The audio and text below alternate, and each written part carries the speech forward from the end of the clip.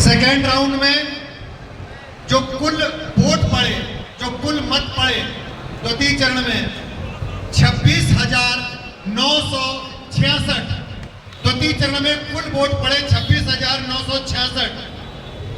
जिसमें संजू भैया को मिले 19,450। जोरदार तालियां इस बार पुनः दूसरी राउंड में माननीय संजय पाठक जी को 72% मतदान मिला। 72% आशीर्वाद जनता का संजय पाठक जी के साथ। इसी के साथ जिन लोगों ने विपक्ष में वोट डाला, ना में वोट डाला, उनकी संख्या है 6,790 और जो वोट रिजेक्ट हुई 19,450, यानी कि 72% लोग संजय पाठक जी के साथ हैं। इसी के साथ जिन लोगों ने नामे वोट किया उनकी संख्या मात्र 6,790 है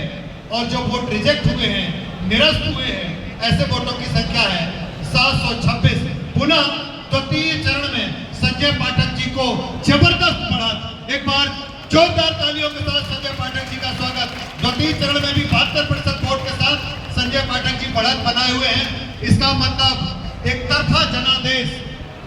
सारी जनता का संजय पाठक जी के साथ, जनता का आशीर्वाद, जनता की शुभकामनाएं, एक बार पुनः उनको चुनाव लड़ाने के लिए, जनता की सेवा करने के लिए। और ये परिणाम निश्चित रूप से केवल कुछ दिनों के परिणाम नहीं है, ये परिणाम उनके और उनके परिवार के द्वारा जो इस क्षेत्र के लिए किए गए हैं, ये परिणाम उसके हैं, ये परिणाम उस बात के हैं जो उन्होंने प्रत्येक वर्ग की सेवा करने का काम किया है। चाहे वो किसान हो, चाहे वो युवा हो, चाहे वो छात्र हो, चाहे वो बेरोजगार हो और चाहे वो अस्वस्थ हो, हर व्यक्ति हर वर्ग के सेवा करने का काम किया है। मैं जानता हूं हमारा विजय राघवगढ़ क्षेत्र, ज्यादातर क्षेत्र जो हमारा है वो ग्रामीण क्षेत्र है और ऐसे ग्रामीण क्षेत्र में हमारे बहुत सारे बंधु, हमारे साथी, हमारे भाई रहते हैं जो कहीं ना कहीं निर्धन हैं, बहुत ज्यादा धन पैसे से संपन्न नहीं है और उनकी भी कल्पना है कि उनका बच्चा पढ़ाई करे, उच्च पढ़ाई करे, उच्च शिक्षा प्राप्त करे और बड़े स्थान पर पहुंचे, लेकिन उनके पास आर्थिक स्थिति उनकी ऐसी नहीं कि वो पढ़ा सके। आपको जान करके खुशी होगी कि हमारे संजय पाठक जी ने इस बात का प्रयास किया कि ऐसे छात्र जो निर्धन हैं, जिनके पास पैसा नहीं है लेकिन ईश्वर की दी हुई उनके अंदर प्रतिभा है, वो पढ़ सकते हैं और उन्होंने वो करके दिखाया है। स्कूल में अच्छे अंक हासिल किए हैं। ऐसे मेधावी छात्रों को संजय पाठक जी ने न केवल निःशुल्क पढ़ाने का बेड़ा उठाया है, बल्कि उनकी कोचिंग की जो फीस होती है वो भी संजय पाठक जी दे रहे हैं। और निश्चित रूप से कल वो बच्चा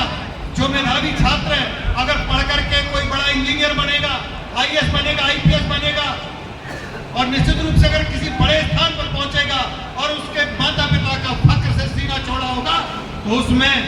उनका हृदय से आशीष संजय पाठक जी को प्राप्त होगा। क्योंकि संजय जी के उस इच्छा के कारण, उस आत्मबल के कारण, उस भाव के कारण, जो संजय जी कहते हैं कि मैं भाव से राजनीति करता हूं, हृदय से राजनीति करता हूं, अपने दिमाग से राजनीति नहीं करता हूं, अपने भाव से इस बात का प्रयास करता हूं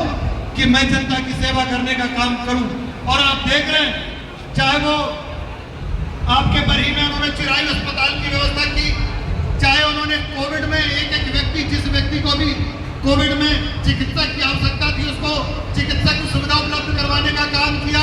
और चाहे इस क्षेत्र में सड़कों या बिजली का जिस चीज की भी आवश्यकता पड़ी, उन्होंने लगातार जनता की सेवा करने का काम किया। अभी हम जिस क्षेत्र में, जिस जगह पर बैठे हुए हैं, ये मतगणना का काम जिस स्थान पर हो रहा है, ये भव्य जो आप बस स्टैंड देख रहे हैं, ये भव्य बस स्टैंड भी हमारे संजय पाठक जी के कामों की वजह से, संजय पाठक की इच्छा की वजह से आपके सामने दिखाई दे रहा है। और ये बस स्टैंड केवल यहाँ पर नहीं है, मेरी जानकारी के मुताबिक ऐसा बस स्टैंड बरही में भी और कैमूर में भी ऐसे 3 बस